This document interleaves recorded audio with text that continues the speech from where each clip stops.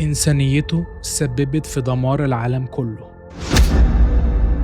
الضابط ده اسمه هنري تندي، احتمال ما تكونش سمعت عنه قبل كده. هو جندي بريطاني من الطراز الرفيع، سجله مليان أوسمة وميداليات وتكريم. كان ممكن يغير تاريخ البشرية وخريطة الحروب للأبد، بس للأسف خلال الحرب العالمية الأولى في 28 سبتمبر سنة 1918 في معركة طاحنة كان اسمها إيبرا باتل، لمح هنري على مرمى بندقيته جندي ألماني كان أعزل من السلاح مصاب بجروح كتيرة وجاي ناحيته. كان وقتها هدف سهل جدا بأنه يقضي عليه، وبسبب إنسانيته المفرطة قرر هنري انه مش هيقتل الجندي ده وهيسيبه يهرب ويعيش ويروح لحال سبيل، علشان بعدها ب15 سنة يظهر الجندي الألماني اللي اتكتب له عمر جديد ده ويقود العالم كله لأكبر حرب مدمرة حصلت في التاريخ. وده لأن هنري تندي ما كانش يعرف أبدا ان الجندي اللي سابه ورحمه ده هو أدولف هتلر.